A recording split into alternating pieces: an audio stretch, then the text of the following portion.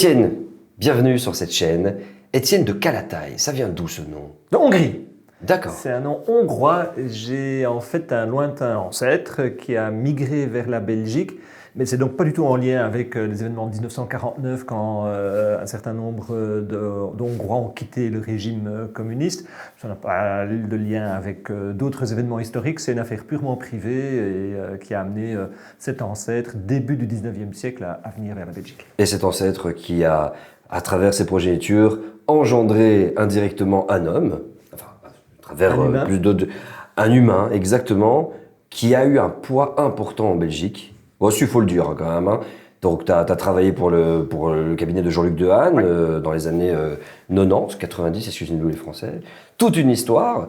Je voudrais que tu te présentes étape par étape. Mais d'abord, bienvenue à vous sur Limite. N'hésitez pas à vous abonner, commenter cette vidéo et réduire la résolution. C'est important. Et si vous appréciez la conversation qu'on va avoir aujourd'hui, n'hésitez pas à nous aider sur Tipeee, puisqu'il est évident que cette chaîne reste et restera, quoi qu'il arrive, un média indépendant pour qu'on puisse justement dire des choses très sérieuses. Et aujourd'hui, on va en dire avec un économiste comme toi. Peux-tu te présenter, s'il te plaît, de nous dire un petit peu ton pédigré? Mon pédigré, c'est l'économie, effectivement. Avec une petite anecdote, je suis en réto, le prof de français nous demande à chacun d'entre nous qu'est-ce qu'on va faire comme étude. Moi, je réponds l'économie. Il me dit je suis déçu. Parce que l'économie a une connotation négative, et certainement dans des milieux plutôt intello. L'économie c'est l'argent c'est sale. Et alors que pour moi c'était, avec beaucoup d'anticipation, mais c'était déjà comprendre la société dans laquelle on est, en fait, et être un acteur dans cette société, un acteur du changement dont elle a besoin. C'était aussi voilà, d'autres considérations, mais donc voilà, donc je suis économiste. Et puis, ma maman, quand j'étudiais en Angleterre, me fait parvenir une offre d'emploi de la Banque nationale de Belgique recrutant un économiste. Je postule, ça marche.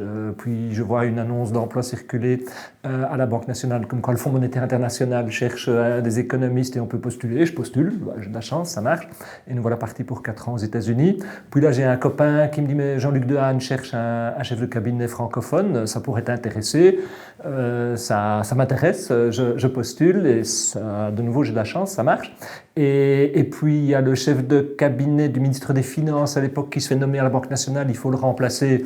On me demande de le remplacer et je le remplace. Et puis arrive 99, les élections 99, c'est la période après Dutroux, c'est la crise de la dioxine. Dehaene perd les élections. J'étais en congé sans solde du Fonds monétaire, donc c'était soit retourner à Washington avec toute la famille ou bien rester et trouver un autre boulot. On décide de prospecter le marché en Belgique. Je sais que le lendemain soir de ces élections, il y a un groupe d'amis à la maison dans lequel il y a le directeur de la banque de Grove. Et je lui dis, tiens, est-ce que tu n'aurais pas besoin d'un économiste? Il me dit, avec son humour, non, certainement pas, mais enfin, on voit toujours ton CV. Et ça marche. Ça a matché quand même. Et donc voilà, et donc c'est un parcours qui n'est pas du tout un parcours préconstruit, c'est de la chance. Et voilà. C'est du travail, c'est du talent. Oui.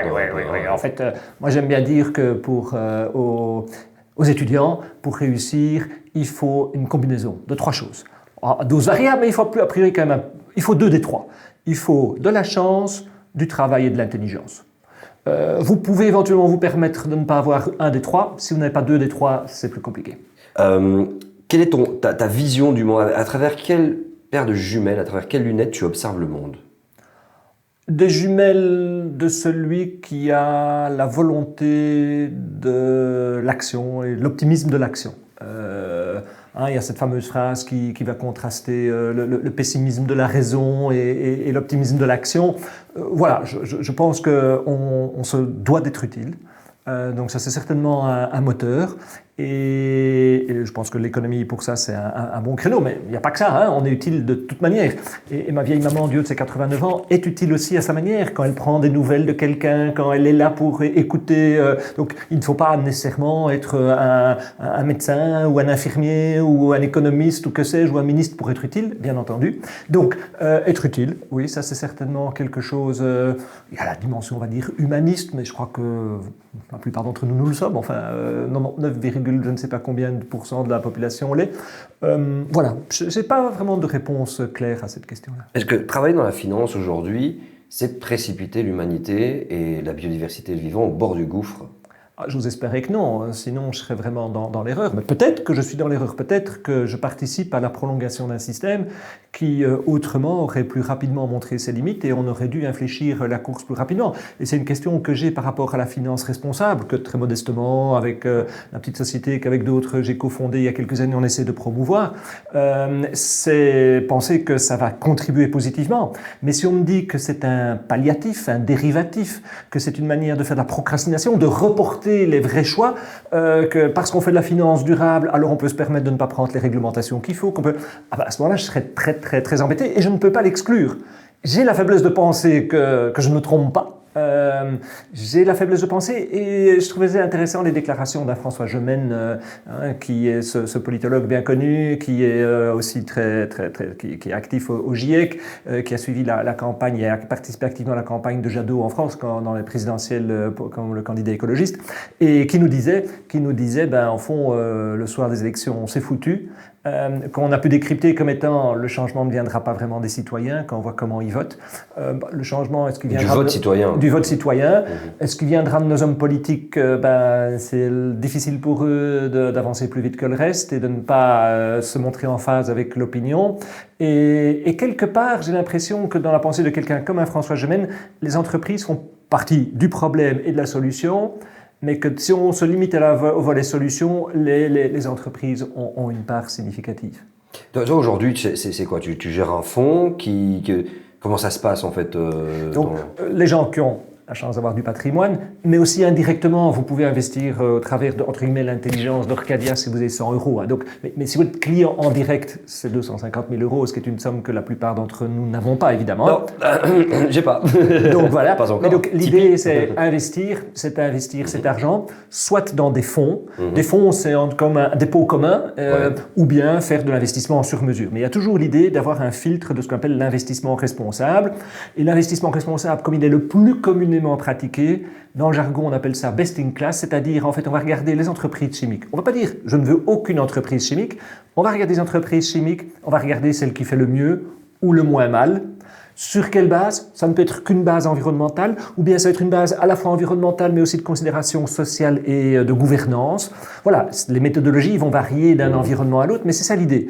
La pharmacie, vous pourriez penser que toutes les entreprises pharmaceutiques sont à condamner parce que... le fameux Big Pharma. Voilà, vous pouvez condamner le Big Pharma. Non, ça sauve des vies. Vous pouvez penser que dans les compagnies pharmaceutiques, il y en a certaines qui se comportent mieux, ou de nouveau moins mal que d'autres, et vous les encouragez, celles qui font moins mal, vous les donnez un petit coup dans le dos à celles qui se comportent mal en disant regarde, aussi longtemps que tu te comportes mal, tu n'auras pas mon bel argent, tu aimerais bien que je t'investisse mon bel argent, eh bien je vais à ce moment-là te pousser à changer. Si tu changes, tu pourras aussi avoir une partie de mon bel argent. Et donc toi tu t'estimes plus comme une personne qui veut transformer les choses de l'intérieur du système, ou plutôt quelqu'un qui veut le révolutionner en se disant non c'est bon, je claque la porte et c'est...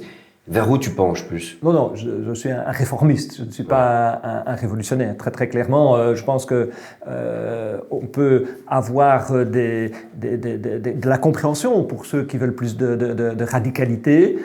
Par exemple, dans le débat économique, une question importante, c'est la décroissance. Je serais à penser que c'est une solution qui est in fine contre-productive. D'aller raconter à des Indiens ou à des Éthiopiens, mais aussi à ceux qui ont des fins de mois difficiles en Belgique, j'ai une bonne idée pour nous tous, c'est la décroissance. Je ne suis pas sûr que ça va le faire. Et donc, c'est vrai, voilà, un exemple où je vais plutôt penser à une croissance qualitative. C'est une expression qu'un certain Bertrand Piccard utilise, mais ça ne lui est pas propre. Voilà, ça n'empêche pas de la radicalité. Hein, et même Bertrand Piccard dit qu'il faut être beaucoup plus strict en matière de régulation. Extraire encore des matières premières aujourd'hui du sol, c'est quelque chose qu'il faudrait faire de manière extrêmement limitée. Donc, on peut être radicaux, mais tout en jouant avec les règles du jeu. Parce que quand on regarde un petit peu, on a l'impression que le système, on se dit il faut le changer, le système est malade. C'est souvent une phrase qui revient, que je vois beaucoup en commentaire ou quand des gens discutent. Et je sais pas, moi cette phrase ne me percute pas parce que j'ai plus l'impression que non, le système fait son travail en fait. Il a été conçu comme ça. Alors on peut parler de capitalisme et puis aller plus loin de néolibéralisme, mais qu'on est dans un système quoi qu'il arrive qui a pour but d'extraire, de transformer et de vendre. Et donc, c'est pas le système qui est malade, c'est le système qui fonctionne ainsi. Et tu penses que la réforme, vraiment, parce que moi, ce qui me fait un peu peur, c'est que je ne connais pas du tout ton portefeuille, je sais pas du tout comment ça se passe, mais est-ce que c'est une notion de croissance verte dans laquelle tu crois ou c'est... Oui, moi je pense que des mécanismes de type économique peuvent répondre aux problèmes d'aujourd'hui. Prenons par exemple les énergies fossiles. Une part du souci, c'est qu'elles sont beaucoup trop bon marché. Pourquoi est-ce qu'elles sont si bon marché?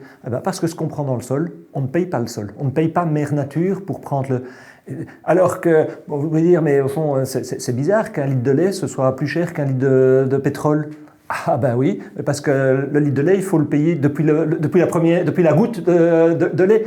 Tandis que le pétrole, il est là. Il est là. Il est là. Alors que la vache, il faut l'amener à maturation, il faut lui donner à manger, donc il faut prendre... Voilà, c'est... Voilà un exemple. Une autre dimension, c'est ce que dans notre jargon d'économiste, on appelle les externalités négatives. En fait, aujourd'hui, le problème, c'est quoi? C'est que je ne suis pas responsabilisé pour ma pollution. Quand je pollue, eh bien, on ne me demande pas de payer un prix qui reflète l'incidence négative de mon comportement sur la collectivité. Je pense que, à cet égard, une taxe responsabilisant chacun pour son comportement serait une excellente chose. Donc je pense à la puissance de mécanismes économiques. Je suis un grand adepte de ce qu'on appelle la taxe carbone, couplée à ce qu'on appelle un dividende carbone. Donc tout le monde payerait en fonction de ce qu'il pollue. Ça fait un gros pot.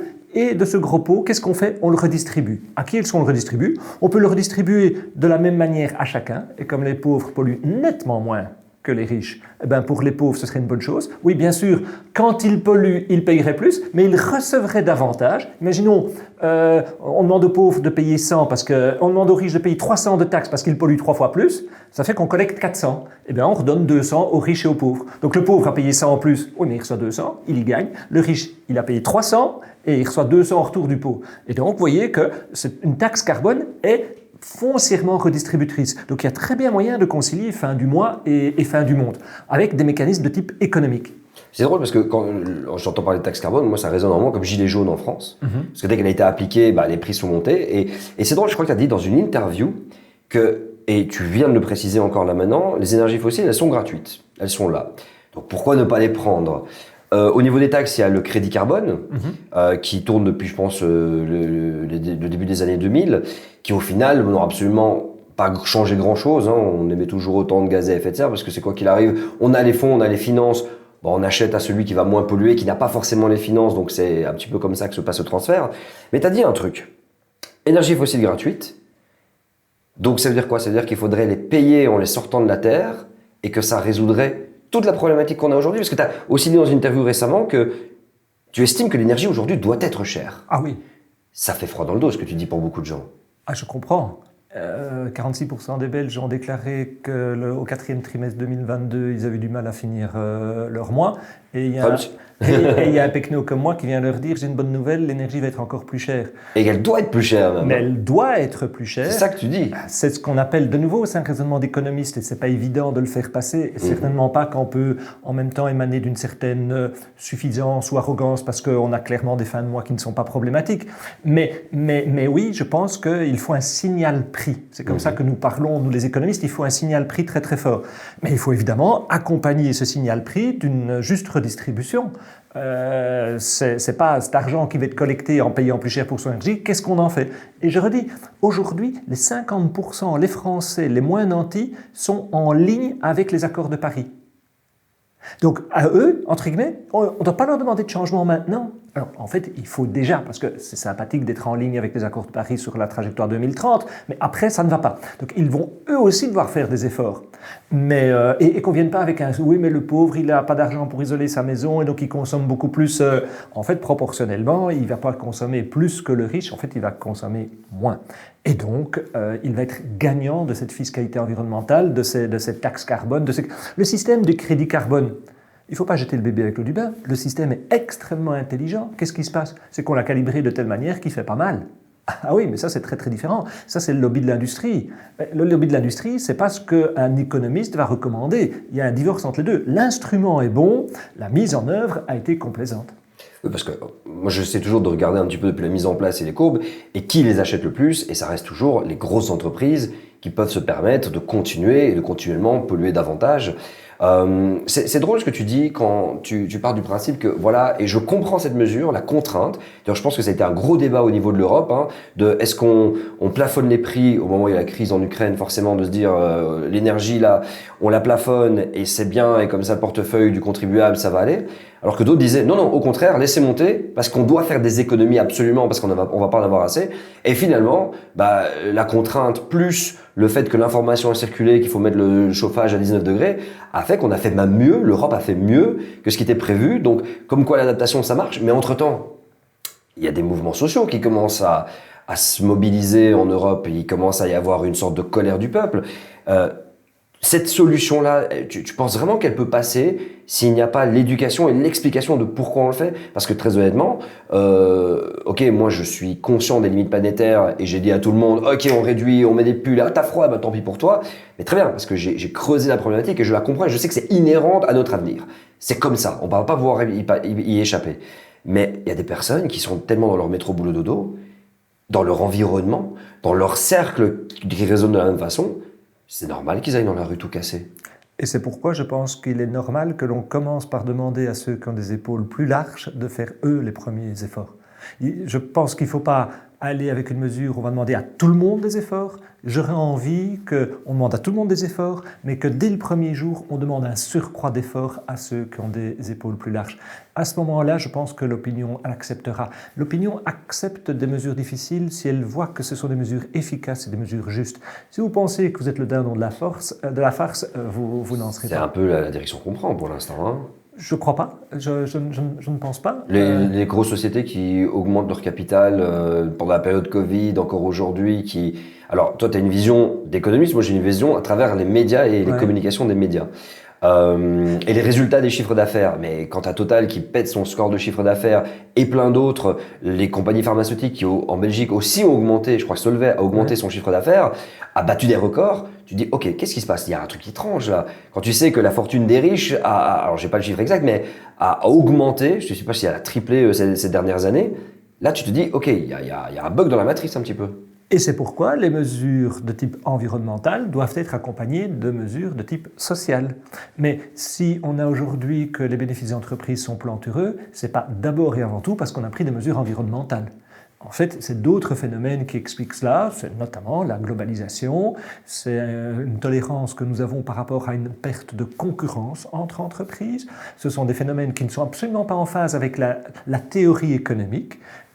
C'est de nouveau, en fait, ce que nous pratiquons aujourd'hui, c'est pas un déni de l'économie, c'est par rapport à l'économie théorique, vais-je dire, c'est en fait ce qu'on appelle en anglais du crony capitalisme, du capitalisme de copinage ou pour ne pas dire de corruption. Prenez un exemple, les parachutes dorés.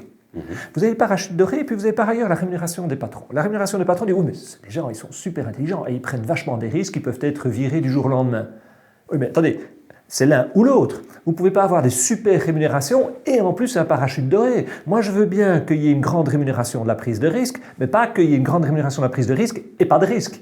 Tout comme je ne veux pas, dans le capitalisme comme on le connaît aujourd'hui, qu'il y ait une privatisation des gains et une nationalisation des pertes. Ah non, moi, mon capitalisme... Ce qui est le cas pour l'instant. Ce qui est fréquemment le cas. Et encore, dans les crises bancaires, on le voit. En fait, qu'est-ce qui se passe? Les actionnaires de Crédit Suisse, ils auraient dû être rincés, mais complètement. Même pas recevoir 76 cents de francs suisses par action, juste rien, ça ne valait plus rien. Ah oui, mais UBS a accepté. Oui, mais UBS a accepté de racheter Crédit Suisse parce que UBS avait le soutien de la Banque nationale suisse. S'il avait le soutien d'une institution publique, UBS n'aurait jamais mis un eurocent dans Crédit Suisse. Donc, les actionnaires de Crédit Suisse doivent accepter que ça ne valait plus rien. Donc, ce qu'il aurait fallu faire, c'est d'abord nationaliser Crédit Suisse en disant Crédit Suisse, je vous impose de recapitaliser, de collecter des capitaux pour vous renforcer. Et je demande, tiens, quels sont les actionnaires privés qui sont prêts à mettre de l'argent au pot? Personne ne serait sorti du bois. Donc, l'État a dit, ok, moi je vais remettre de l'argent au pot. Mais comme je suis le seul, chaque nouvel actionnaire action, je la souscris à un prix de 0,001 francs suisses. Ah ben voilà. Et il serait devenu actionnaire très largement majoritaire en ayant recapitalisé. Et puis, dans la seconde d'après, le jour d'après, la semaine d'après, il dit ok, maintenant j'ai nationalisé, c'est vrai, j'ai pas la compétence d'être moi patron de banque, je revends cette banque à 1 milliard, 2 milliards, 3 milliards, par exemple, à 3 milliards à UBS, parce que je vais en même temps donner mon soutien. Là, on aurait fait, alors je ne vais pas pleurer, le gouvernement suisse peut se permettre de perdre 3 milliards et ça ne va pas me mobiliser, je ne vais pas aller manifester pour, mais c'est ça qu'il aurait fallu faire conceptuellement. Donc en fait, refaire en sorte que l'État reprenne le contrôle sur toutes ces situations? Alors l'État, moi j'adore raconter, quand je me suis marié, on est parti en Angleterre, puis on est revenu, et quand on est revenu, on s'est installé dans un petit appartement à Bruxelles, il n'y avait pas le téléphone, on demande d'avoir le téléphone. C'était encore quand l'État s'occupait du téléphone, c'était la RTT. Eh bien, on a eu deux possibilités. La première, c'était, vous faites la procédure usuelle, 5 à 6 mois d'attente avant d'avoir la connexion. Ou bien vous demandez à quelqu'un qui est bien introduit, et vous avez la connexion en 2 jours. Je dois confesser d'avoir eu la faiblesse de demander à un copain qui travaillait au cabinet de Louis-Michel le père, et on a eu effectivement la connexion 2 jours plus tard. Les communications entre mon épouse et ma belle-mère n'ayant pas de prix, on était prêts à cela.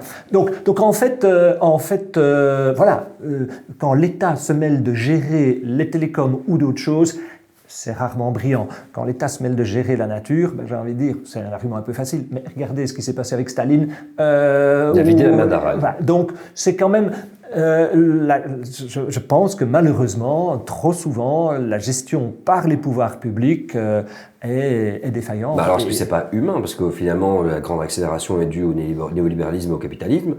On a quand même effondré la biodiversité à un niveau jamais égalé dans toute l'histoire de l'humanité sur ces pas de temps.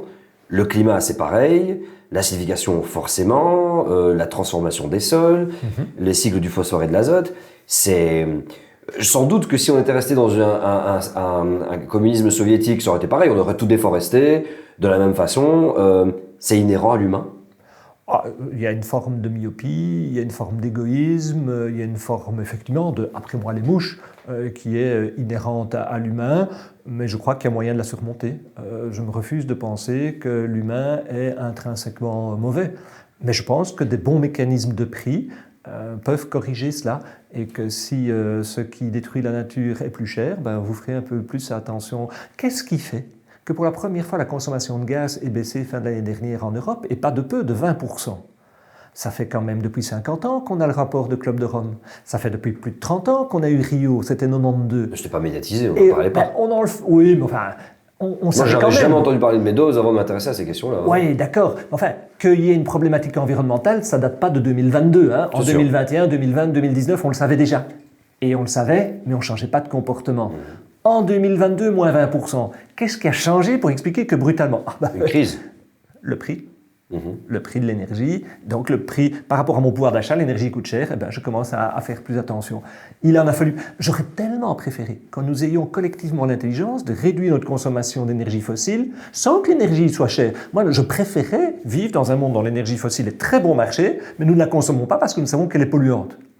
Mais faute d'avoir pu, ces dernières décennies, aller dans ce sens-là, on a vécu dans une énergie pas gratuite, mais pas très chère, et on en a consommé et toujours plus. Je me dis, oui, voilà. Il y a un truc qui va peut-être marcher, c'est de rendre l'énergie plus chère. Et qui va pourrait mettre les gens en colère, du coup. Oui, mais c'est pour ça qu'il faut combiner une énergie plus chère avec une énergie interdite. Je m'explique, il faut combiner des signaux de prix et des signaux de régulation. Je ne veux pas être dans un monde dans lequel le riche, pour qui lui, si c'est plus cher, il s'en fout, il continue à te polluer, tenter plus. Non, le riche, il ne peut pas vider sa cuve à mazout dans le fond de son jardin, même si on lui demandait de payer 1 000 €, il s'en fout, il aurait envie de le faire, il le ferait. Ah non, il n'a pas le droit de détruire la nature. Le politologue Sandel a écrit là-dessus, ce que l'argent ne peut pas acheter. Je ne voudrais pas vivre dans un monde où n'importe qui peut acheter le rein de qui que ce soit simplement en payant, quoi. Vous ne voudriez pas de ça. Et donc, acheter le droit de tuer la nature, non, je ne veux pas aller jusque-là. Donc il y a plein de choses qui doivent être tout simplement interdite. Mais si vous procédez avec la fiscalité, en rendant ce qui pollue plus cher, vous permettez une flexibilité, une agilité qui va mieux coller à ces différences de préférence entre toi et moi. Je prends un exemple. Ma maman ne prend pas la voiture, mais souhaiterait aller de temps en temps en Italie, voir notre fille, ma sœur, sa fille, elle prend l'avion. moi, je renonce à l'avion, mais en revanche, j'aime bien aller le week-end à la campagne, je prends la voiture. Et imaginons que, pour résoudre les problèmes environnementaux, il suffirait de soit interdire l'avion, soit interdire la voiture. Ben, ce serait bête. On déciderait collectivement, on interdit l'avion. Ma maman serait interdite d'avion et on lui dirait oui, tu peux prendre une voiture. Ça ne fait pas son truc, ça. Ou on dirait ah ben non, on va interdire la voiture et on autorise l'avion parce que ça suffit, on n'a pas besoin d'en faire trop. On a ah ben non, mais moi ça ne m'intéresse pas de prendre l'avion. Moi ce qui m'intéresse c'est de prendre ma voiture. L'avantage de la fiscalité, c'est de te dire ben Étienne, c'est plus cher, et ben tu consacres ton revenu soit à prendre l'avion, soit à prendre la voiture. Dans le cas de ma maman, elle consacrera ses moyens à prendre l'avion. Moi je consacrerai mes moyens à prendre la voiture. Donc l'avantage de la fiscalité, c'est d'être beaucoup plus agile par rapport à nos différences dans nos préférences. Je suis devenu végétarien, mais il y a d'autres gens qui vont avoir d'autres comportements pour avoir un impact moins négatif sur la planète. Je ne veux pas imposer mon végétarisme à tout le monde, mais que chacun fasse l'effort qu'il a envie de faire, là où ça le lui est le moins pénible. Là, en fait, pour moi, intellectuellement, la meilleure chose à faire, ce serait de donner à chacun un budget CO2. Toi, moi, c'était la description que tu faisais. C'est le budget CO2. J'ai un budget CO2 et je l'alloue comme je veux. Et il y a un débat, si j'ai un surplus de CO2, je vis de manière extrêmement sobre, donc je n'utilise pas tout mon quota. Est-ce que je peux le revendre à quelqu'un ou pas? Donc les plus puristes ou intégristes, c'est selon dire non, chacun a son budget, c'est non négociable. Du libéralisme, ça. Voilà. Mais une autre solution serait de dire chacun a un budget, et il peut le vendre. Et moi, je suis plutôt enclin dans la seconde option. Dire, ben oui, on peut le vendre parce que si moi je renonce à beaucoup de petits plaisirs très polluants pour avoir d'autres plaisirs, ça augmente mon bien-être. Où est le problème, quoi? Donc, j'ai envie de dire, allons pour cette voie-là. Alors, c'est une voie qui apparaît aujourd'hui très très lointaine, mais c'est pour moi la direction dans laquelle nous aurons à nous engager. Parce que quand la Commission européenne, le Parlement européen vote une loi de la fin des voitures thermiques, sauf les voitures de luxe, à essence, qui rouleront à l'e-fuel, biocarburant, enfin voilà, beaucoup du greenwashing pour tout ça, et le prix est de façon très élevée, donc ça reste accessible à une certaine catégorie des gens. J'ai l'impression qu'aujourd'hui, non, c'est pas ce qui est en train de se mettre en place. Est-ce que dans le moment où il va y avoir un portefeuille carbone, c'est quel le terme que tu avais utilisé? Un bilan carbone par personne? Ouais, un budget carbone. Un budget carbone. Est-ce que quelqu'un comme Bernard Arnault ou Vincent Bolloré aura exactement le même budget carbone que les autres, ou alors lui il aura un passe-droit parce que vu sa fonction, il peut se permettre de carboner ou de brûler davantage? Alors, j'ai envie de dire, pas de passe-droit. Ceci dit, le médecin qui travaille pour Médecins sans frontières, il peut avoir un budget carbone plus élevé que le mien. Oui. Voilà. Donc ceux qui, pour des raisons professionnelles, par exemple, sont amenés à prendre l'avion, le diplomate peut avoir un budget carbone plus élevé que moi. Dans un cadre de protection de la planète Terre, des individus. Le diplomate, le médecin, le chercheur qui participe à un congrès international ou qui doit collaborer, c'est justifié. On serait bien bête d'aller dire non. Mais donc, si Bolloré en a besoin pour aller voir ses succursales, je ne suis pas contre. Ou n'importe quelle personne. S'il va à Saint-Barth pour passer quelques jours au bord de sa piscine, j'ai envie de dire, ah là, non, quoi. S'il veut faire de l'héliski au sommet de je ne sais quel sommet, je vais dire non. Mais si c'est pour voir toutes ces succursales qui ont un effet délétère sur la planète Terre d'un point de vue social et environnemental. Ah bah non, il faut s'y prendre par rapport à ces activités délétères-là. C'est pas parce que c'est Bolloré, je veux pas faire du Bolloré bashing. Non, mais il y en a d'autres.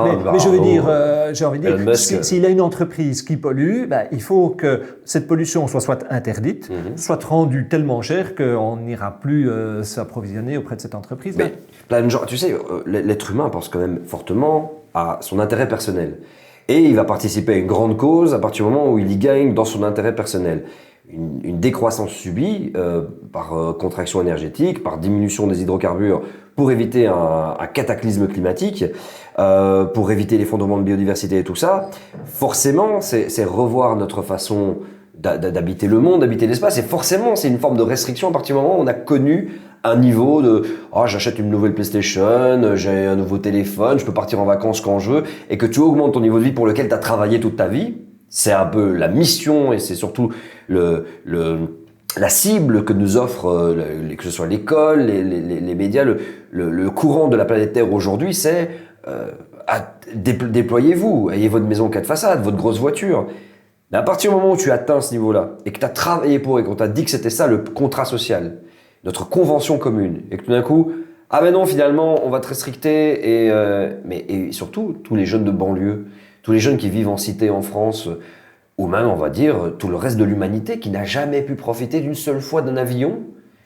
Mais comment est-ce que tu veux pouvoir leur mettre dans la tête à ces gens-là, ah désolé les gars, vous n'allez pas pouvoir manger ce fameux gâteau parce qu'il n'y en a plus.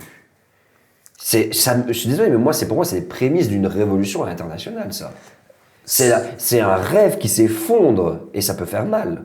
Oui, ça peut évidemment faire mal, et donc il faut être très très attentif. On n'a rien à gagner de mouvements sociaux de grande échelle. Tout ce que ça peut dire comme mal-être et comme destruction, c'est de la soustraction de valeur. C'est évidemment pas dans cette direction qu'il faut aller, donc il faut manœuvrer de manière fine. Et il faut des efforts de pédagogie extrêmement importants, et il faut que, comme je l'indiquais, ceux qui ont les épaules plus larges commencent par eux-mêmes balayer devant leur porte. Que ceux qui ont beaucoup pris l'avion, que ceux qui ont beaucoup pollué réalisent que leur comportement a été ce qu'il a été et qu'ils ont donc une responsabilité particulière. S'il y a des dérèglements climatiques qui aujourd'hui font de tels dégâts au Pakistan, c'est la faute de qui? De ce que moi j'ai eu comme comportement hier, avant-hier, ce que mes parents ont eu comme comportement avant-hier. Donc c'est la résultante, la dégradation du climat. C'est pas que mon comportement d'aujourd'hui, c'est aussi mes comportements d'hier et nos comportements collectifs. C'est pour ça que par exemple la Belgique s'est enrichie en ignorant complètement les effets délétères de son enrichissement sur un bon nombre d'autres pays.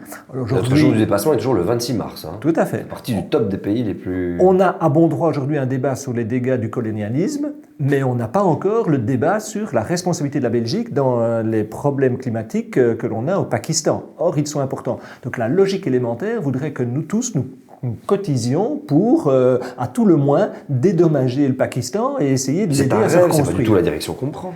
J'ai l'impression que c'est la promesse, que ce soit celle des droits de l'homme, et que c'est un idéal qui est mis en place dans lequel l'humanité et les pays et la géopolitique essayent d'aller, mais la réalité, Étienne, moi là, de plus en plus la sensation de me dire que un privilégié, érudit, qui a compris les problématiques, va se dire pas de problème, je réduis mon train de vie parce que je suis la cause. Toi et moi, on fait partie des 10%. Je connais pas ton patrimoine, ça se trouve, tu fais partie des 1%, je n'en sais rien. Moi, je peux te dire, oui, je fais partie des 10%, ça c'est sûr, par rapport à l'humanité. Et donc, moi, je vais devoir faire un effort drastique. Mais moi, j'ai surtout peur que notre classe moyenne, en fait, s'érode, ce qui est en train de se produire, on est en train de le vivre. Elle s'érode, qui fait que des gens tombent dans une forme de pauvreté, et qu'elle s'érode tellement que, ou soit tu bascules du côté des très riches, qui s'accaparent tous les flux, lorsqu'il y a un problème climatique, tu privatises les pompiers et tu protèges ce qui t'appartient, tu privatises les services de sécurité, tu privatises les conduits alimentaires, et puis tous les autres, produisez pour nous, faites pour nous, et on vous endort un petit peu avec du Netflix et des réseaux sociaux, etc. Je fais une caricature, hein. Et sur le côté, on vous met beaucoup de Coupes du Monde, beaucoup de divertissements comme vous voulez, et on vous met limite le casque de réalité virtuelle, un peu comme dans un film Ready Player One, où le monde entier vit dans une pauvreté et n'a que le divertissement, et font des boulots de misère. Moi, j'ai l'impression qu'on tend vers un monde où l'élitisme va rester, quoi. Alors, par rapport à ça, c'est certainement une menace. C'est vraisemblablement ce vers quoi nous allons si nous ne nous changeons pas. Il y a un travail culturel extrêmement important à faire. Un levier important, c'est la publicité, la réglementation, la régulation de la publicité. Il y a aussi des prises de conscience. Pour avoir dans une vie intérieure beaucoup pris l'avion, avoir notamment été dans des quartiers blancs de villes africaines, notamment à Madagascar, on voit une belle villa avec une belle piscine. C'est le domaine dans toute l'Afrique d'ailleurs. Dans toute l'Afrique, mais derrière des murs avec des tessons en haut et des gardiens à l'entrée. Et des chiens et tout ça. Moi, c'est pas un truc qui me fait rêver. Moi, je préfère avoir un boulot de classe moyenne dans je ne sais où, plutôt que de me dire, ça c'est vivre dans une prison dorée, qui peut avoir... J'ai du mal à imaginer. Mais il y a des gens que ça tente, évidemment. Hein, mais faire aussi ce travail sur ces personnes aisées-là, se dire qu'aujourd'hui, vous savez, nous perdons en espérance de vie par notre pollution. C'est pas que les Pakistanais qui souffrent, hein, c'est moi, ce sont mes enfants, je vivrais mieux si, depuis que je roule à vélo intensément dans Bruxelles au lieu de la voiture, eh ben, je me sens mieux. Et d'avoir remplacé la voiture par le vélo, c'était au début peut-être une contrainte, même aujourd'hui où il pleuvait, j'ai eu zéro regret. On me proposerait une voiture avec chauffeur que je me dis, gardez-la, je préfère mon vélo, quoi. Et donc il y a vraiment moyen de... Mais la publicité est importante, le conditionnement collectif, c'est pour ça que par exemple tout ce qui est ostentatoire est particulièrement à condamner et que ceux qui ont les moyens de dépenser ont une responsabilité particulière pour ne pas trop dépenser et en tout cas pas de manière ostentatoire. Un exemple que j'adore donner, quand j'étais gamin, dans la classe il y avait un gars parmi nous qui allait au sport d'hiver. Et on disait, oh bah oui, ça doit être gay, mais on n'était pas jaloux, c'était. Mais si dans la classe, il y a une majorité d'enfants qui vont au sport d'hiver, je voudrais bien que les miens puissent y aller aussi, quoi. Et donc il y a vraiment un effet on le sait bien, j'ai envie de consommer ce que le voisin consomme largement. Et donc tout ce qui est la finance comportementale, l'économie comportementale aujourd'hui est tout à fait éveillée à ces réalités. Et donc il y a une responsabilité de ceux qui ont pour faire de la désescalade consumériste. C'est très beau parce que tu as donné un exemple de ce qui se passe dans Newcastle, mais aujourd'hui c'est amplifié avec les réseaux sociaux. Alors même si la France commence à légiférer, qu'en Belgique aussi, bon, faites pas ce que vous voulez sur les réseaux sociaux, mais ils partent dans d'autres pays, ils sont soumis aux autres législations, même si ça s'adresse à un public français par exemple, ils doivent se réguler, donc dire qu'ils utilisent un fil, parce que ça crée la dysmorphophobie chez les jeunes adolescents et chez les enfants, c'est très très grave. Mais cette vie ostentatoire-là, Kim Kardashian, toute la famille Kardashian, qui sont extrêmement suivis sur les réseaux sociaux. Parfois, ils ont même plus de followers que donc de France et de Belgique que les meilleurs influenceurs de France et de Belgique. Ils sont en train de donner la direction d'un monde qui est atteignez ma vie. Ouais. Et en allant dans les écoles et en discutant, il y en a plein qui sont soucieux du changement climatique, que ce soit jusqu'à l'université, mais qui à la fois se disent non, moi ce qui m'intéresse, c'est la moula, c'est l'argent. Je dois pouvoir le gagner, je dois pouvoir vivre comme tout le monde. Et c'est-à-dire que cette transformation culturelle, je me demande sincèrement si elle va être possible et si toi tu as des idées comme ça qui pourraient permettre, alors économie, il y a une forme d'économie aussi là-dedans, hein, mais c'est quoi? Régulation de la pub qui permettrait d'avoir un impact, régulation des GAFAM, des pubs à travers les GAFAM. C'est une régulation à l'échelle européenne, on peut imposer aux GAFAM de certaines restrictions. Un arrêt définitif de la pub? Sauf l'institutionnel pour les médecins sans frontières, etc. Mais... Ça ne me dérangerait en soi pas. L'économiste pourrait dire oui, mais la pub, ça le permet à quelqu'un qui lance un nouveau produit de se faire connaître, de concurrencer des acteurs qui sont en place et on a besoin de ce dynamisme, ça c'est vrai. Mais le plus souvent, la pub, elle n'est pas de cet ordre-là. Hein. La pub, elle va inciter, et regardez encore aujourd'hui la publicité automobile. Ce n'est pas du tout une publicité qui va vous présenter les détails techniques de la voiture, c'est une publicité qui va travailler sur, entre guillemets, l'émotion, avec des artifices qui sont très souvent encore sexistes. Je me scandalise qu'en 2023, il soit encore possible d'associer une dame en petite tenue avec une voiture. Or, c'est la réalité du monde dans lequel nous vivons encore aujourd'hui. Et donc, oui, il faut être beaucoup, beaucoup plus sévère pour la publicité. Ça me semble être une évidence. Tu sais que quand je t'écoute comme ça, bon, pour moi, c'est un projet de société de décroissance que tu me dis là? De décroissance dans un certain nombre de secteurs, oui, certainement. Moi, l'exemple que j'aime bien donner par rapport à ça, c'est celui de la salle de cinéma. Si la salle de cinéma est remplie à moitié et que demain, elle est remplie aux 3/4, avec des gens qui seront rendus au cinéma à pied ou à vélo, où est le problème? Il n'y a pas de problème. Et pour le PIB, sera tout bon. Et quand on aura dépensé plus pour isoler nos maisons, ça aurait été tout bon pour le PIB aussi. Et quand on aura transformé notre agriculture, il y aura beaucoup plus d'emplois dans l'agriculture de demain qu'il n'y en a aujourd'hui. Et donc, il peut parfaitement réconcilier de la croissance économique, du profit et de l'emploi dans un monde qui irait nettement mieux. Donc, la décroissance, oui, dans l'aviation, de décroissance, ça je suis sûr. Oui. Voilà, toi, tu es plus dans cette notion de se dire qu'il y a des secteurs qui doivent croître, d'autres qui doivent décroître, mais en tant que... Est-ce que toi, tu poserais sur tes épaules le mot décroissance comme véritablement cette vision d'un projet de société de diminution de matériel, de diminution de flux énergétiques? Est-ce qu'un jour, tu penses t'inscrire dans ce courant-là? Aujourd'hui, non. Peut-être que j'évoluerai, rien de tel que quelqu'un qui ne change jamais d'avis, hein. C'est une catastrophe. Keynes a une très belle phrase pour dire oui, il m'arrive face à des nouveaux faits de changer d'avis. Vous aussi, n'est-ce pas? Et donc, bien sûr qu'on le fait, et on se doit de le faire. Donc, on doit évoluer, mais c'est la direction que nous devons prendre. Oui. Parce que c'est vrai, tu as raison, moins d'énergie fossile pour notre agriculture, pour nos machines en général, plus de gens, plus de main-d'œuvre. Donc, mais alors, du coup, c'est vraiment toute l'école qu'il faut revoir. Moi, personnellement, j'essaie de me battre pour ça, pour sensibiliser qu'on n'apprend pas en Belgique, dans les écoles professionnelles, la mécanique de voitures électriques. C'est quand même une notion importante. Je vois des jeunes que je croise en 7e professionnel qui apprennent encore la bonne voiture thermique où je me dis mais pourquoi ils apprennent ça? C'est ridicule. Mais ça me fait penser à une phrase ou une expression de Bertrand Piccard qui dit, mais en fait, le capitalisme, comme on le pratique aujourd'hui, ne devrait pas s'appeler capitalisme. Ça devrait s'appeler crétinisme. C'est une belle expression. Et qu'est-ce qu'ils disent par là? Enfin, un capitalisme qui se met l'accent à ce point sur la dimension du capital physique, qui n'accorde pas beaucoup d'importance au capital humain, et encore moins au capital naturel, alors que le capital physique, le capital humain et le capital naturel devraient tous les trois entrer en considération, eh bien, c'est un capitalisme idiot, c'est un capitalisme de crétin, c'est du crétinisme. J'avais discuté avec peut-être un confrère, collègue, je ne sais pas très bien, Bruno Coleman, il n'y a pas très longtemps, qui, lui, est sorti du placard, il arrive dans le jardin, bon néolibéral qu'il pouvait être, en disant, ben voilà, le néolibéralisme est incompatible avec les limites planétaires. Si demain la Belgique devait prendre une décision, ou l'Europe, parce que c'est surtout l'Europe qui impose ses choix.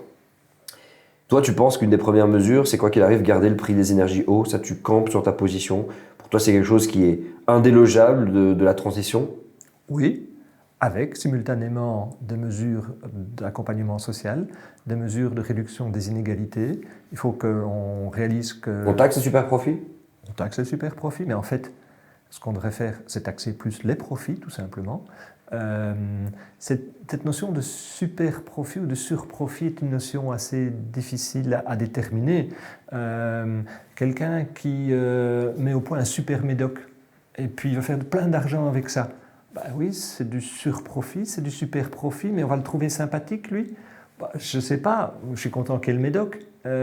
Mais donc moi, je pense que dans les années d'après-guerre aux États-Unis, on a eu une croissance économique extraordinaire avec des taux de pression fiscale relativement élevés. La fiscalité n'est pas l'ennemi de... Alors, je ne sais pas qu'il faut être confiscatoire, je ne veux certainement pas envisager un régime de type communiste, mais la fiscalité, on a connu une course au moins 10 ans fiscale sur le plan des entreprises, ça n'a pas de justification économique en termes d'innovation et de dynamisme économique. Ça, c'est du blabla, comme certains porte-parole de certains partis politiques aiment le diffuser, mais ça ne repose sur rien de scientifique. Toi, tu es du genre, oui, la technologie, la technique, les innovations, ou tu es plus de manière, alors c'est très gauche-droite, très yin-yang, hein, mais où tu es plus de pencher sur, ah non, sobriété, solution? J'ai envie de penser les deux. Donc il faut investir massivement dans la technologie.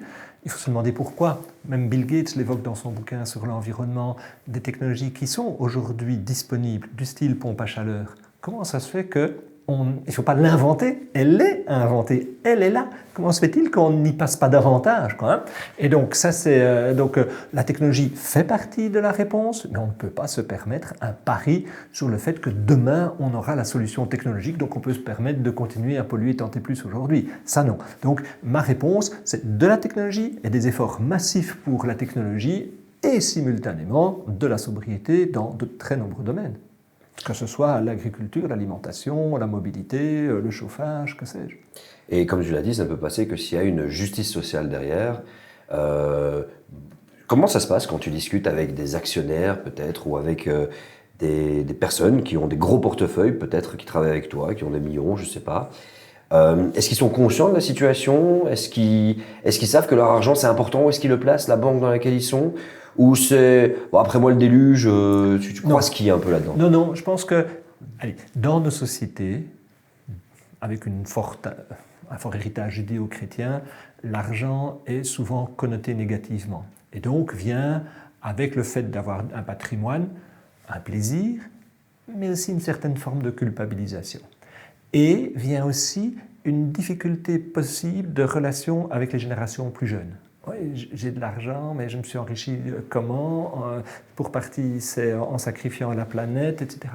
Et l'avantage, quand on raisonne en termes d'investissement plus responsable, c'est d'inverser. C'est que l'argent qui était sale devient un argent levier, un levier de changement. C'est en étant actionnaire, je ne suis plus le seul actionnaire, le sale actionnaire, je suis l'actionnaire militant.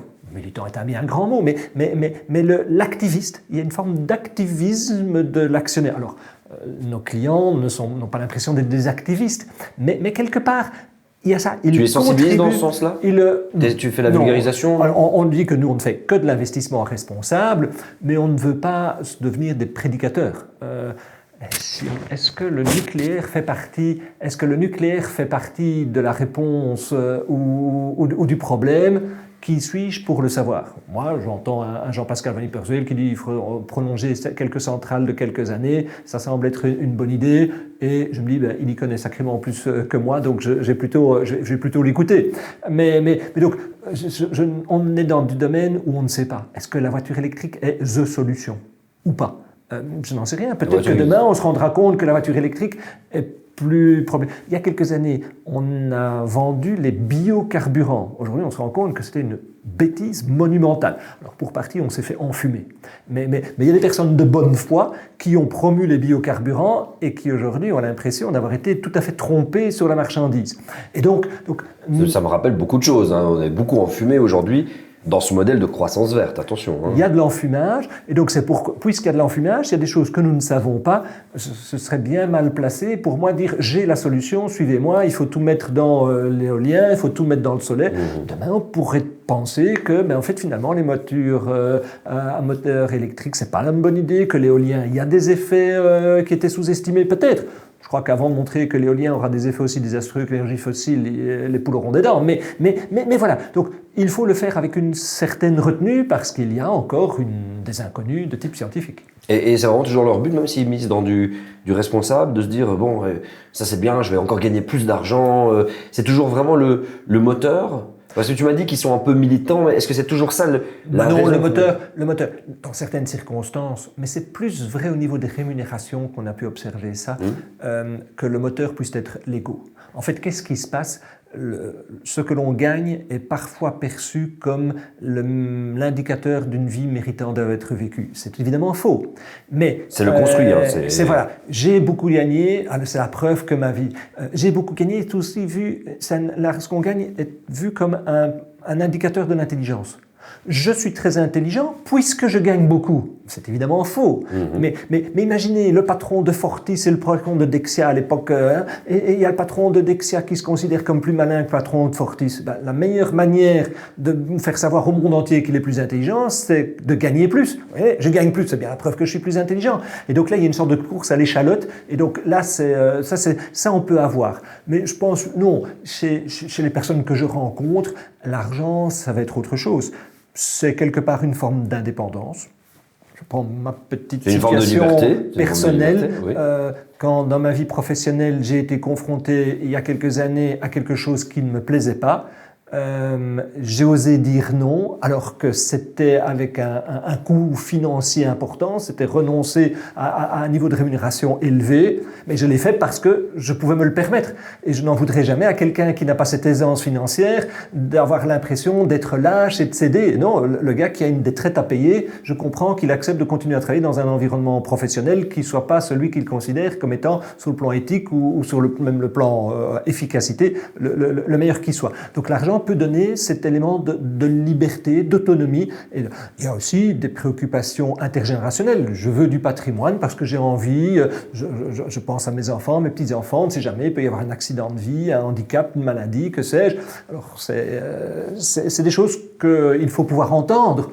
Et qui, moi, donc, ne me choquent pas. Peut-être que c'est de la complaisance de ma part d'accepter que certains puissent avoir envie de ça. Mais à dire vrai, j'ai plus de sympathie pour le gars qui se met de l'argent de côté que pour le gars qui passe ses vacances à Saint-Barth, qui vole en jet privé et dans son monde, et qui a ses 3 Ferrari dans son garage. Celui-là, j'ai du mal. Celui qui se dit, mais mes enfants pourraient avoir un jour besoin d'un coup de pouce financier, je vais les aider. En comparaison, il n'y a pas photo à mes yeux. Parce que c'est malheureusement, cet accaparement des richesses, cet accaparement de... Alors chez moi avec mon képi, là, ça fait Che Guevara un peu, mais cette capacité d'investir, cette capacité de financement, c'est malheureusement ça aujourd'hui avec un épuisement des ressources qui fait que quelqu'un qui se fait un salaire de 60 000 euros par mois ou qui a des rentes, je ne sais pas, à hauteur peut-être par mois de 10 000 euros, ça fait que de l'autre côté, des gens tombent dans la précarité. Alors, certainement que si l'un s'enrichit sur le dos de l'autre, il y a un souci. Je pense que les gens que je côtoie n'ont pas l'impression que ce soit des vases communicants, que c'est parce qu'ils ont plus que d'autres ont moins. qu'ils ne se sont pas enrichis sur le dos de... Il y a certainement des gens qui pourraient... celui qui vous vend cher un mauvais produit doit se demander, mais au fond, est-ce que c'est légitime de vendre aussi cher un mauvais produit ? Mais la plupart du temps, non. Le médecin qui connaît le succès, qui opère bien, etc., il ne va pas se dire je gagne beaucoup parce que... Il va se dire au contraire, je gagne beaucoup parce que je soigne bien. Il ne va pas se dire je gagne beaucoup parce que je rends d'autres moins riches. Il ne va pas l'analyser comme ça. Mais c'est intéressant peut-être de parsemer quand même ça, qu'une personne qui a un gros capital, c'est quoi qu'il arrive des gens qui vivent dans la précarité de l'autre côté. Alors je sais que sur 8 milliards... Je ne crois pas. Parce je suis en train de tester un économiste. Oui, mais non, mais c'est parce que derrière, il y a une conception économique extrêmement importante qui est que le gâteau n'est pas à somme nulle. Je veux dire, en fait, le jeu n'est pas à somme nulle, le gâteau n'est pas de taille donnée. En fait, le gâteau économique, il peut grandir ou diminuer. Et donc, les gens que je rencontre, ils ont l'impression de contribuer à l'agrandissement du gâteau. Si effectivement on avait un raisonnement de gâteau de taille donnée, j'aurais un plus grand morceau, je devrais me dire, c'est au détriment d'autres. Ça, c'est le mental d'un Donald Trump. Un Donald Trump, c'est quoi? C'est un gars qui est dans l'immobilier, il fait des deals immobiliers. Si c'est un autre qui reçoit l'autorisation de construire un casino dans je ne sais quelle ville, si c'est l'autre, c'est pas pour lui. Donc la bonne nouvelle de l'autre devient sa mauvaise nouvelle. Et donc il y a un casino qui peut être construit, c'est l'autre ou c'est moi. Ça, c'est la manière dont un Trump va voir le monde. C'est une relation antagoniste, une relation inamicale. Alors que ma conception comme économiste du monde, c'est pas du tout ça. En fait, ensemble, on peut faire grandir ou se faire rapetir le gâteau économique.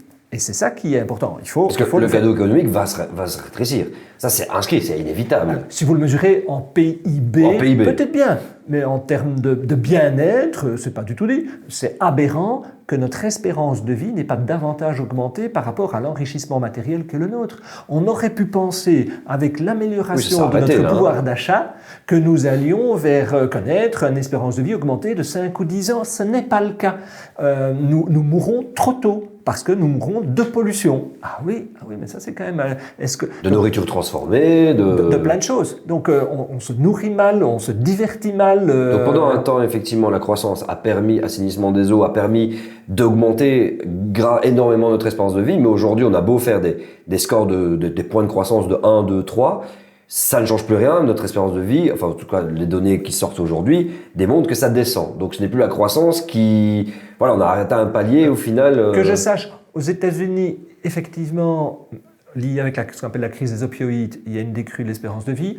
En Chine, il y a une décrue de l'espérance de vie, ça c'est expliqué par la pollution. Une augmentation de l'obésité partout. Chez nous, on n'y est pas encore, mais par rapport à ce qu'on aurait pu atteindre, on lit ces études qui montrent que la mauvaise qualité de l'air coûte X milliers de vies humaines chaque année. Et on reste les bras ballants face à ces... Ah oui, mais on ne sait pas dire si c'est Paul ou Paulette qui est directement concerné, donc on s'en accommode. Mais il ne faudrait pas s'en accommoder. Et donc, oui, si vous mesurez l'économie sous l'angle du PIB, mais c'est jamais un économiste qui a dit que le PIB, c'était l'alpha et l'oméga du bonheur. Hein. En fait, c'est un peu Dr Frankenstein, le PIB. Cet instrument a échappé au contrôle des économistes et est devenu un enjeu médiatico-politique. Et vous aurez tel Premier ministre dans un débat qui, face à l'opposition, dira « Regardez, ma croissance économique, elle est forte ou elle est faible. » elle est forte, celui de l'opposition dira « Mais non, elle est plus faible qu'à l'étranger. » Et donc, le PIB est devenu the mesure, the indicateur d'une qualité dans la gestion publique. Mais c'est absolument pas ce que le PIB aurait dû être. Donc, ça a pris une importance dans le débat politique et médiatique qu'il faut condamner.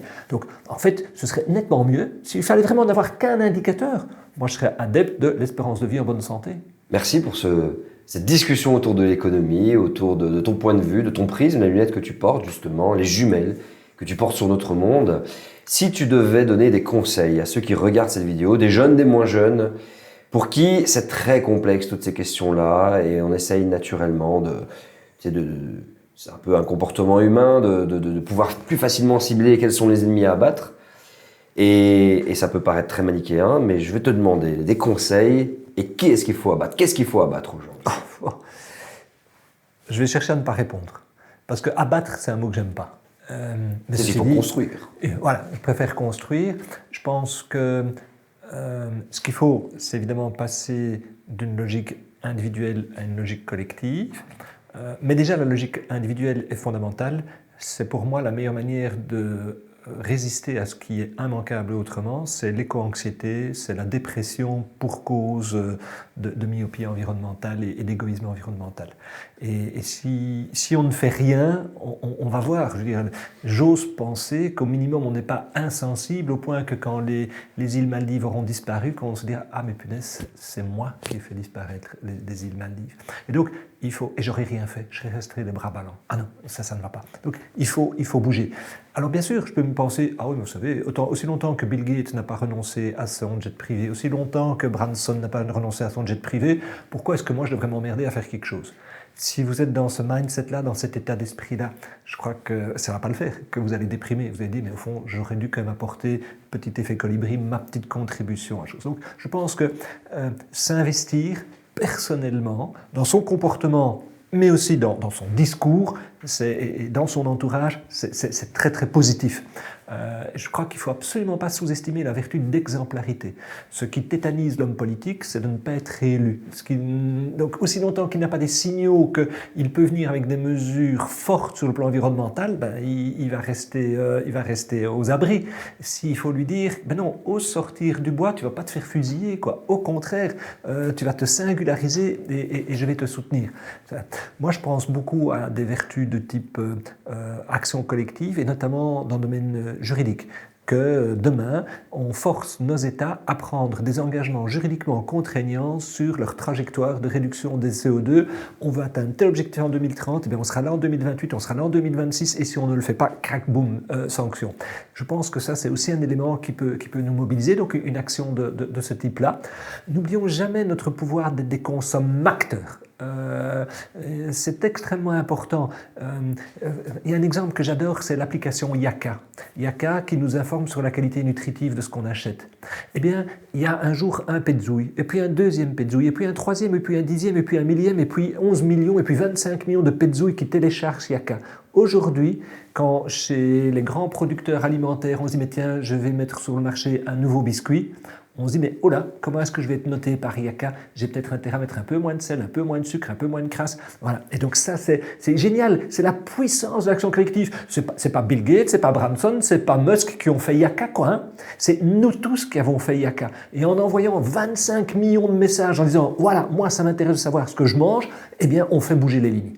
Et on a que les supermarchés d'Intermarché, aujourd'hui, ont adapté toute une série de recettes alimentaires pour être mieux notés dans Yaka. C'est un formidable signal de ce que nous tous, individuellement et très petits que nous sommes, nous pouvons obtenir. Mais il y a aussi qu'on peut être avec une démarche plus visible, hein, en pétitionnant, en manifestant, en interpellant, en écrivant, bien sûr, ça c'est aussi... mais voter avec les pieds. Un commerce, un supermarché, s'il perd 5% de sa clientèle, c'est gênant, quoi. Hein. Si 3% de sa clientèle se met à acheter autre chose, hein, ça va peut-être lui faire... Si 3% de sa clientèle dit « mais non, je n'achète plus ton jambon parce que ton jambon il est plein de nitrite et je n'en veux pas », mais au fond j'aurais peut-être intérêt à mettre en rayon un jambon avec pas de nitrite plutôt, et je pourrais alors viser une clientèle de 100% plutôt que de... Donc on peut avoir assez vite un impact sur la société. Les choses changent beaucoup trop lentement. Mais donc, ouais, moi je pense qu'il faut absolument véhiculer cette idée bougeons-nous et vous ferez bouger les choses. C'est drôle, tu me remets sur ce triangle que j'avais imaginé au début quand tu disais politique, action des politiques. Est-ce que c'est les politiques qui doivent prendre des mesures fortes et drastiques? Ou est-ce que c'est, et là tu viens un peu avec l'angle du citoyen? Non, c'est le citoyen qui en fait a les cartes en main et qui peut tout faire bousculer. Puis de l'autre côté, les entreprises qui disent mais nous on continue puisque les gens continuent à acheter nos trucs et voilà. Et action des trois. Puisque les citoyens sont dans les entreprises, sont des politiques. Bien sûr. Un éveil, en fait, un éveil massif. Est-ce que cet éveil massif viendra à partir du moment où on se ramassera à Liège 2 incidents, des inondations, 3, 4, 5 ou des sécheresses? Est-ce que c'est à ce moment-là qu'on va tous se bouger? Peut-être, quand on va le sentir passer. Mais j'y crois pas trop. Non. Donc je ne crois pas que c'est la prochaine inondation qui fera le double de morts ou le triple de morts. Non, malheureusement, je crois qu'il y aura une forme d'accoutumance. La grenouille, s'acclimate au fait que la température de l'eau augmente graduellement et puis à beau jour elle meurt. Et donc je pense que il ne faut pas tabler sur le scénario de l'horreur. Et a fortiori, il ne faut pas souhaiter l'horreur en disant pourvu qu'il y ait une bonne catastrophe environnementale et ça nous fera enfin comprendre qu'on fait fausse route. Ça, j'y crois pas. Je n'y crois pas. On sera adapté déjà. Oui, et puis je préfère une solution. On se habituera plutôt. Préfère une solution plus enthousiasmante, une solution plus heureuse, avec du militantisme doux. Le gars qui est végétarien, on l'invite à un repas, on peut peut-être lui faire un plat spécifique rien que pour lui, mais peut-être qu'on peut adapter là. Et donc le gars, tous ensemble, on va évoluer. Et finalement, je peux très bien manger en n'ayant pas mangé de viande, quoi. Et c'est un exemple parmi d'autres, quoi. On proposait de faire une sortie avec des copains, un city trip là. Ah ben non, on va plutôt le faire l'Ardenne ou la mer, c'est sympa. Il fait moins beau, mais c'est pas grave. Et ce genre de choses. Donc je pense que on peut avoir des effets d'entraînement qu'on sous-estime. Étienne, merci pour cette très sympathique conversation. Je serais ravi de te recevoir ici sur la chaîne. J'espère pas t'inviter pour que tu m'annonces, bon écoute, il y a une crise économique, ça y est, c'est le bordel, j'ai tous les clients qui sont en train de se barrer, mais vraiment j'ai passé un très bon moment. Moi aussi. Et j'espère que vous aussi. N'hésitez pas à commenter, liker, abonnez-vous. Allez voir en description, j'ai mis toutes les infos concernant Étienne de Calataille. Et à très bientôt sur 8. Salut. Ciao, ciao.